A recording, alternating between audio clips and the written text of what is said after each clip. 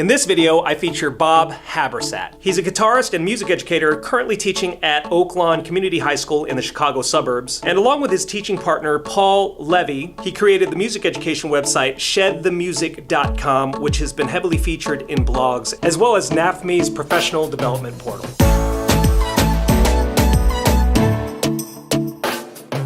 Hey everybody, this is Eric Howe. Welcome to Mixed Major Teacher TV. And if you're a music educator and you're excited about learning music technology so you can empower children with musical creativity, make sure you subscribe and ring the notification bell because I put out new videos on this channel every 2 weeks. Also, if you do get value out of this channel, please make sure to like this video and share it with your colleagues. In this video, I feature Bob Habersat. What really caught my eye about Bob's program was the way it successfully bridges music performance with music production. My hope with this video is that number one, music educators are inspired with new ways to integrate music technology in their classrooms, and number two, educators and school administrators are inspired to bring similar music technology programs into their own schools. Can you tell everybody a little bit about yourself? Yeah, I'm a guitar player, a professional guitar player, I gig in the area. And I started off in college as a vocal major, and then I switched to guitar, and then I started teaching guitar. And then I got a middle school gig, and then I started teaching drums and beatboxing. And, you know, I realized that the beat making and all that cool music production really hooked kids in, and especially students that would normally not be in the music program. And then I got a gig at this high school, and we've just been growing the program ever since. And it's been really... it's been awesome for me to see the kids grow and see which kids are involved and who goes on to college to study music. And then, yeah, so I have two beautiful kids at home and a wife, and it's just balancing teaching, having fun, playing out, and still gig regularly on guitar and starting to do more of the music technology thing at conferences, but, you know, just trying to hold it down here and then give the kids in Oak Lawn the best kind of music education they can get. That's cool. Can you talk about your program? For sure. Yeah. Absolutely. So we have a music technology class, and I want to change it to music production. It's kind of a silly name. So we have music technology, which students come in who have never taken any music class before. It's just a general population elective. And we get students that have just moved in from the city. We get students that have never taken any music class before. We also get students who are in the top band and who have taken all the theory classes before. So we get this huge spread of student, and it's fun to teach them music making and then writing songs. And just recently, since our administration is super supportive, and they bought us all new computers for our lab a few years ago. Before we had a deal with latency, and we couldn't play anything in. Like we would go to play in on the piano, and it would just be like you would play a note, and then you'd hear it, and it was impossible to actually like play piano and do anything like that. So what we've been doing is like teaching the students how to write songs while also teaching music theory and oral skills and stuff. So that's our music technology class. It's all ever changing. And then we have honors music theory 1 and 2, which are kind of along the same vein. It's like we want to hit the students and get them what they need to become an actual musician, instead of like learning about Bach and like continuo and how to play organ and stuff. So it's more music theory for the modern musician. So we offer those two classes. The second class is like a jazz improv class. And then we just added honors music composition and production, where it's all the pop music stuff that we did in music technology, except now we're not just in the key of C. And then we do like scoring for film and doing commercial music and just writing for video games and stuff like that. So it's the first time that class has gone on. Is actually right now. We're 2 weeks into it, and we're trying to. What was that class called again? Trying to do all the pop music in different keys. That's honors music, composition and production. Very cool. Yeah.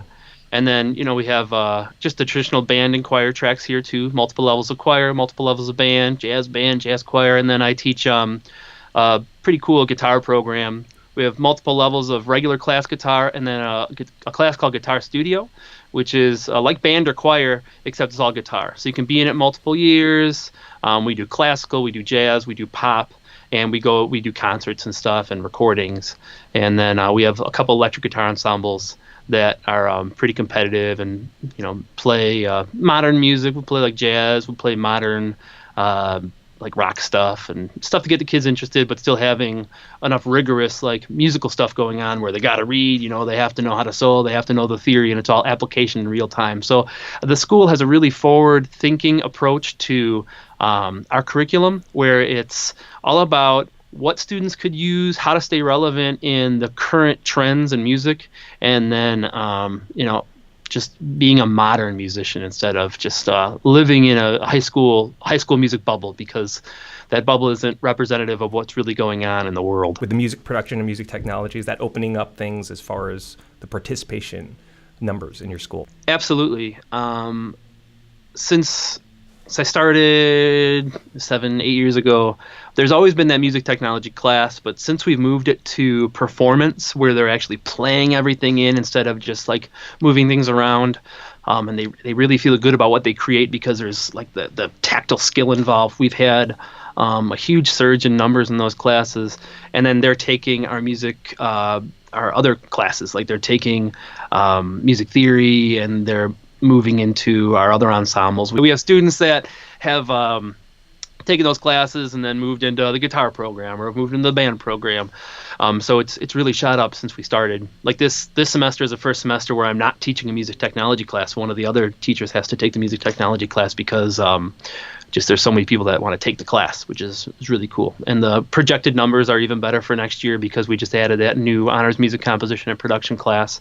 And then we have, we're next to Chicago, so I know we have a partnership with Columbia College, and we're going to work more with some of their undergrad and grad students on some projects. So it definitely gets a lot of students that have not been involved and engaged, and then they see like that they can be successful at making something and calling it theirs. Sounds like you're staying a little bit less time on moving things around, writing notes in with like a mouse versus playing them. Can you talk a little bit about how that has developed? Absolutely.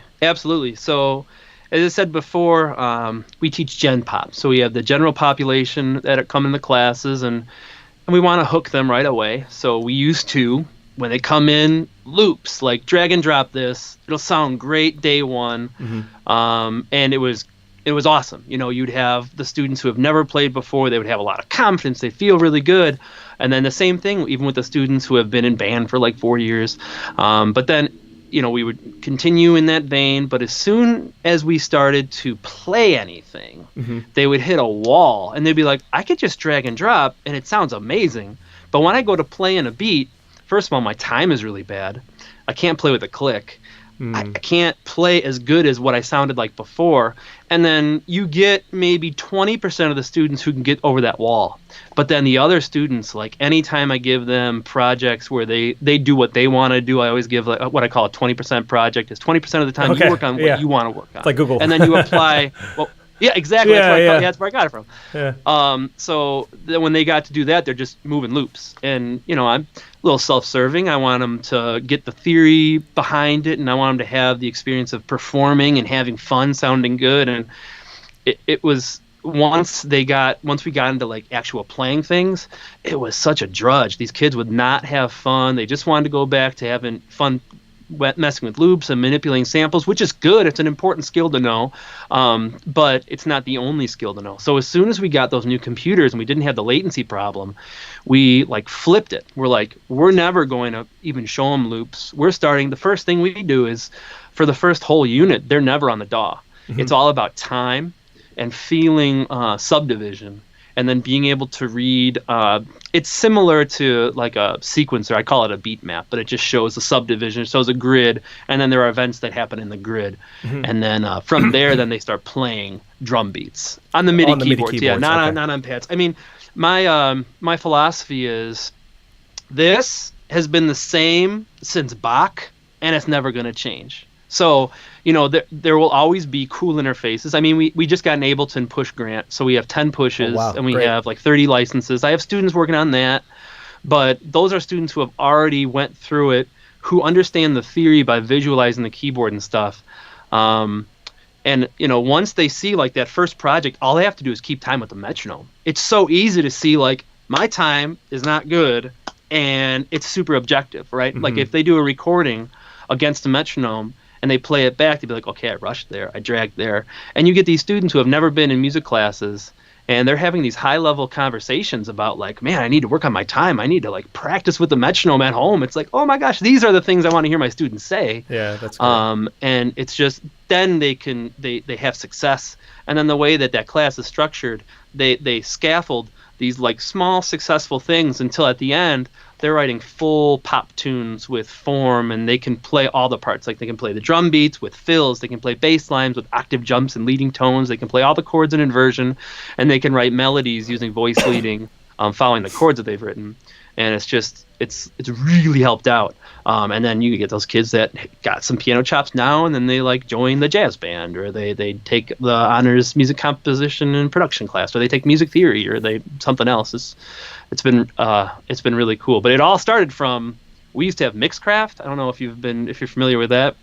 It's like an old Windows program. It just all started from reaching out to the administration and be like, hey, like, they're not able to play these instruments. And then they responded. They gave us those awesome computers. And since then, it's been awesome. And now we've just been year after year focusing it, whittling it down, honing it, and now it's at its best possible product. We'll add to it and stuff, but it's awesome right now. As far as music technology outside of your music technology class, are you figuring out ways to, because you teach so many different classes, are you figuring out ways to integrate technology there as well? It depends on which, because I teach in the band room sometimes I teach in my room. My room is the computer lab, and the room is a recording studio. Any class that's in there, we're recording. And, like, even in my theory classes, we're always playing, because it's the same thing, it's the same concept for my theory classes, except instead of recording and learning how to write songs, it's being able to read lead sheets, transcribe music, and then compose music. But they're rotating, constantly rotating. Like, Wednesday's a piano day, and they're on Soundtrap or whatever, playing piano. Monday's rhythm, so they're reading rhythm, playing drums. Tuesdays, Thursdays, like, core concept, and then Friday's oral skills. So it's all, like, transcribing and stuff. So in all my guitar classes that are in that room, we use all the resources we can. And then in, like, my electric guitar ensembles in my top guitar studio class, we transcribe and arrange all the time. So the last concert every year, it's our pop concert. And, like, last year we arranged Everybody Wants to Rule the World, for, like, this weird avant-garde arrangement, but they were doing it all, and we brought the music into Noteflight, sunk the audio to the score so you can see it move, and then we were able to really transcribe it quickly together and then arrange it. So I'm trying to use it in as many ways as possible, but I don't want to get it in the way.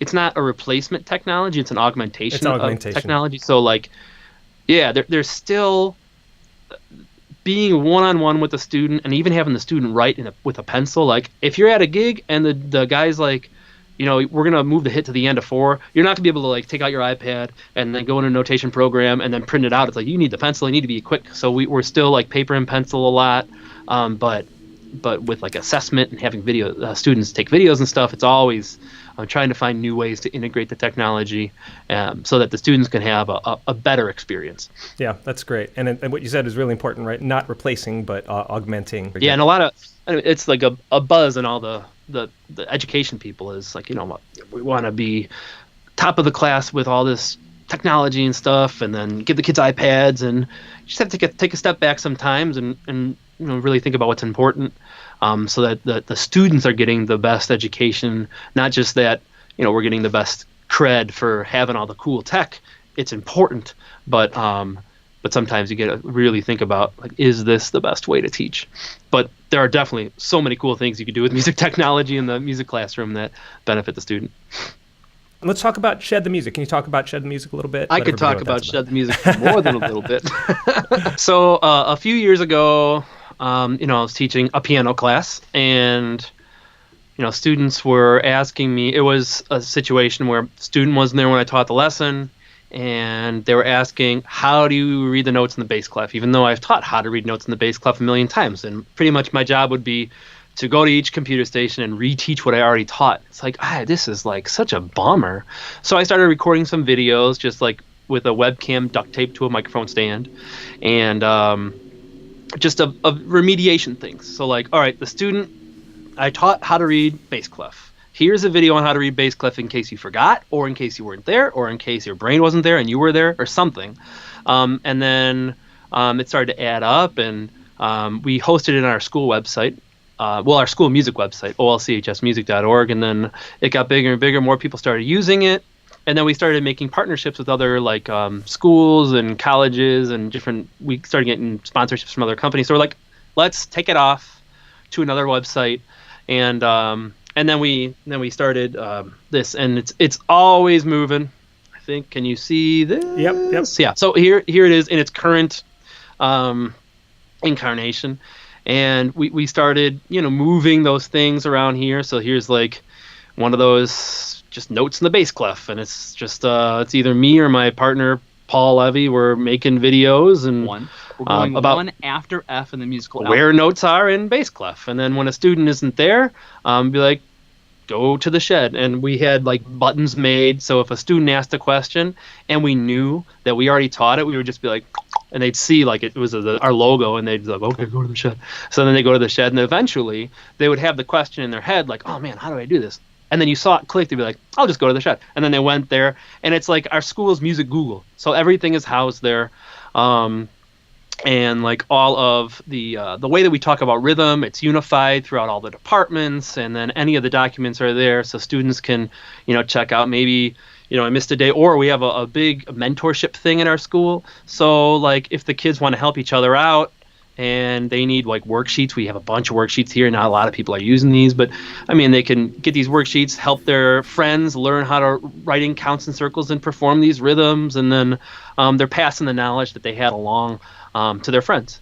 And now we're just more and more people are using it, and we're starting to house some of our curriculum there. And that's this production through performance curriculum is the first, our first like big push. We're going to house the entire curriculum on there with a bunch of different resources. Here's our music technology page, and like I've spent so much time transcribing and listening to pop music and like really figuring out what makes it tick in relation to like the drum parts, the bass parts, and whatnot. And there are videos here and like just like walkthroughs of everything. So like here, this is my notation that I use for how to read like a sequencer. So it shows a subdivision, it shows what instrument, and then like most of these have a video of me explaining exactly how to play it, beat by beat, instrument by instrument, so that they can be successful learning these basic ones. And the remediation is built in. So if you have a kid that's really good, you'd be like, all right,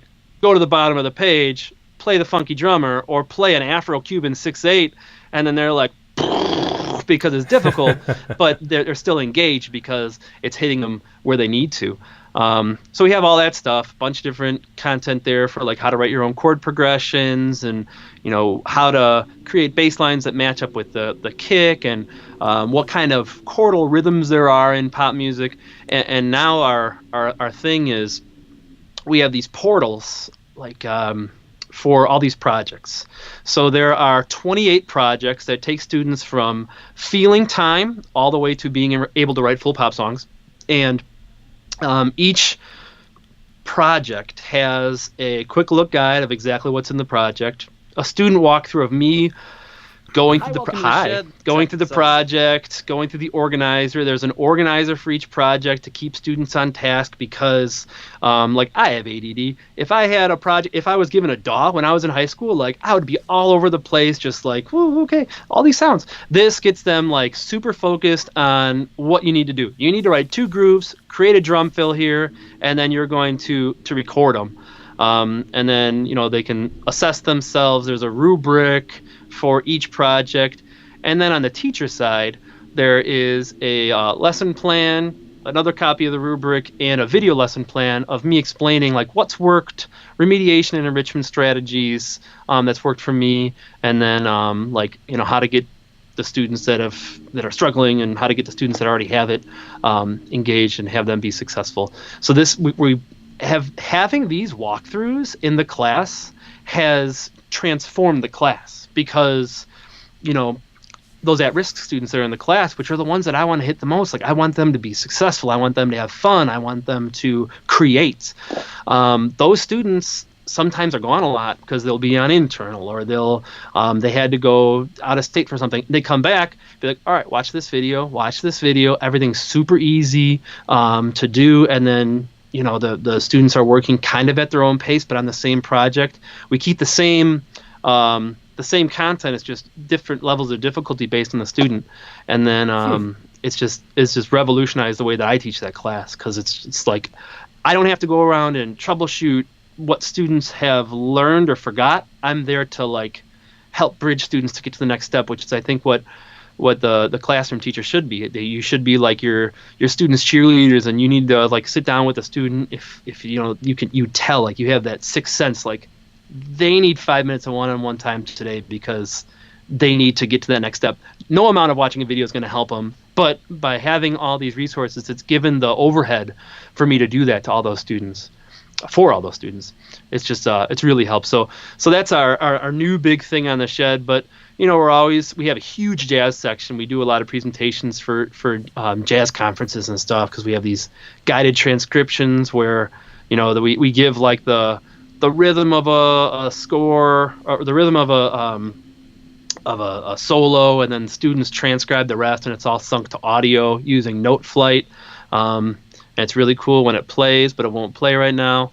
And then, this is the enrichment side. So when our students have finished learning the core concepts of the class, then, okay, write a jazz etude using some of the transcribed 2/5 licks that we have. And you're not looking at me. Now you're looking at what I want you to look at. So, like, here are those bunch of licks. Students write them out, and we have videos on how to do it. So it's just it's helping them get into where they need to be. This is part of the...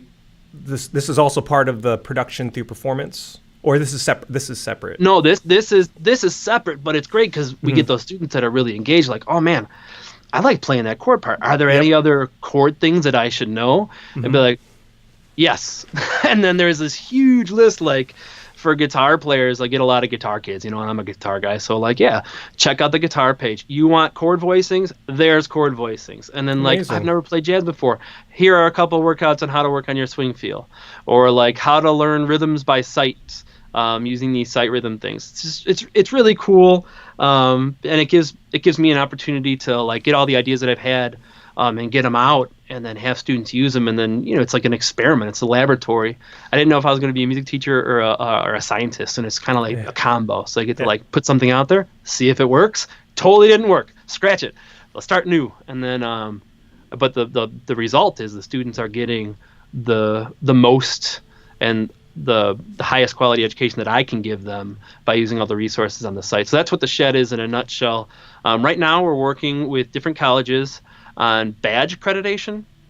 So digital badges are micro-credentials, kind of like, I don't know, if you've like completed a level in a video game, you get like, I did this. The same kind of thing, but we're doing it for skill assessment. So we're going to we're working with Columbia College right now, and we're working with this company LR&G and Badger on getting some of our skill indexes and some of our badges that we've created for different skills, giving college credit for those things. So in our production through performance curriculum, like if you complete the first project or the first unit and you get a certain grade on the first unit, you get the Shed the Music branded badge for time, subdivision, and beat map reading.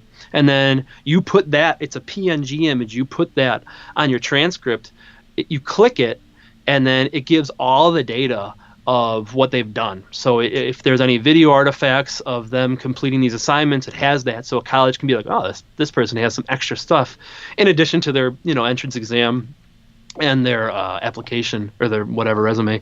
And then eventually want to get to a point where they earn dual credit. So we're working with Columbia especially. I just talked to the head of their curriculum committee today about like, all right, for their jazz studies classes and for their other core music theory classes, like we need to badge these individual skills that every musician needs to know. Like, you need to know your major scales. How well do you need to know your major scales? Well, you need to be able to say your scale degrees at this beats per minute, at this amount of beats at this randomized order, and then it demonstrates your mastery of that skill.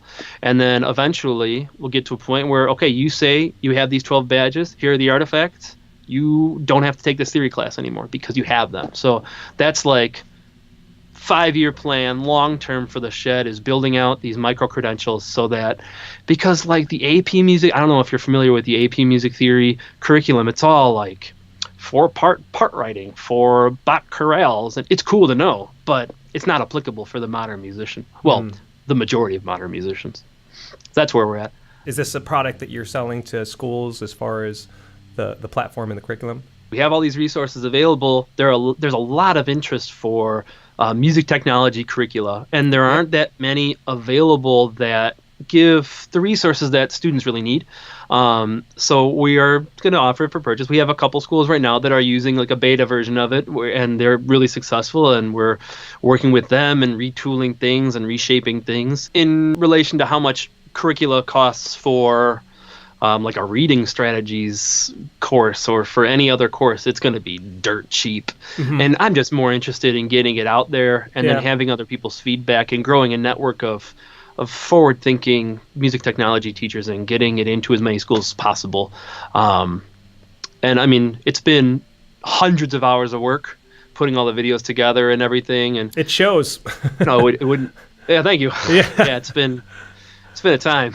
I really like this idea of integrating the performance into the production somehow. A school wants to introduce a music tech program. They don't know much about it. It's a lot more familiar, number one, to involve the performance aspect of it, because that's what music education has been about forever. The creative side to music that's possible with music technology through music production, it's different. It's a different thing than the performance side. They're completely different things. But if you can perform, it makes the creative process way faster. I'm talking about way, oh my goodness, way faster. So that's why I always preach, and especially if they're really interested in music production, learn the piano, practice piano, because that's really what's going to help you do things fast. Everybody wins in that case. So I think it's a really innovative approach to something that's, I think, already innovative in itself, right? So it's not a lot of music tech programs out there. So really, really cool. If schools are interested and they see this video and they're interested in contacting you about either Shed the Music or just to reach you, how would they reach you? Well, at the bottom of the page, there is, your typical social media links there. But in the music technology class section, there is going to be a new button, either in the production through performance student portal or in the teacher portal or somewhere around here. There will be a button if you want to learn more about the curriculum. There'll be a overview of the curriculum, and then there'll be like a form so you can fill out, and then I'll do like a email newsletter thing for people that are just interested in the curriculum there. So for all the music teachers out there that are interested in starting music tech programs at their school, what advice would you give them? What I found is look at the schools that are in your surrounding area, or look at schools that have exemplary programs. See what they're doing. And then you can always bring that to your administration. Poll your students, poll your parents, get data. Administrations really like data, and then that can drive your argument. So like, say 86% of the students that are currently taking music technology say that they would take music technology too. Or, all the kids are, of all the kids that are in band, 15% of students in the population that are in band. We set out a Google form to the whole school population, and 75% of the people said they like music and they want to create stuff. You can, if you get numbers, it's going to really help. And then there is great online communities where, there's like the Facebook groups, and there are different, teacher websites and stuff where you can ask for people in your area, maybe have somebody come out.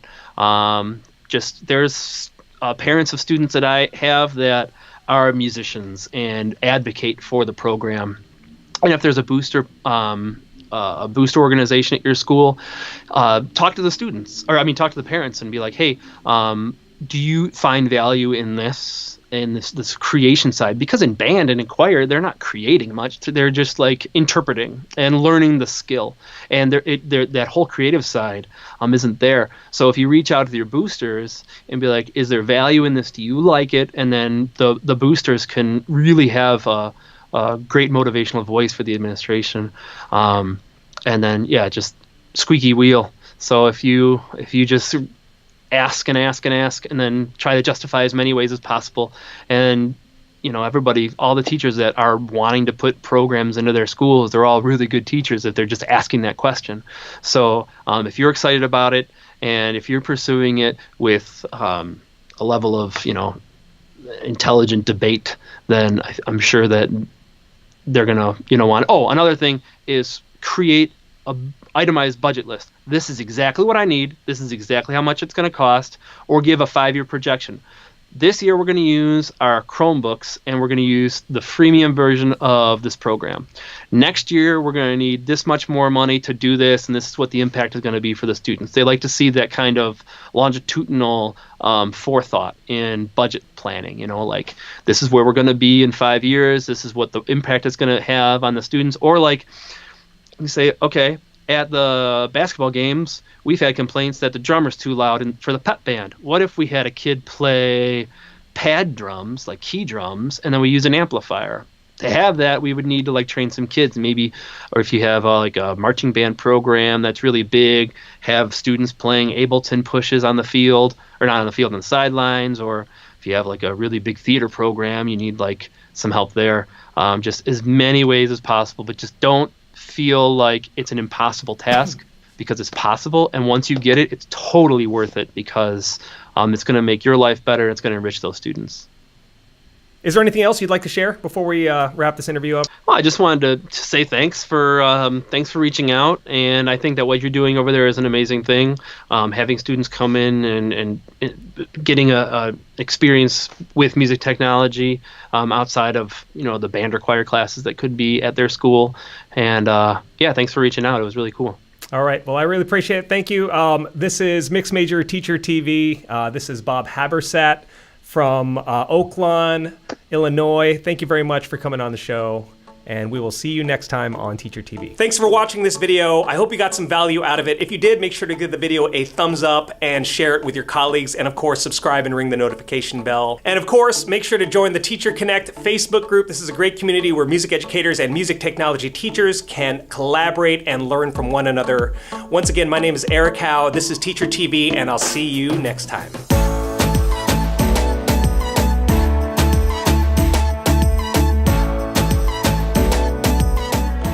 Deep inside and you'll find it's right.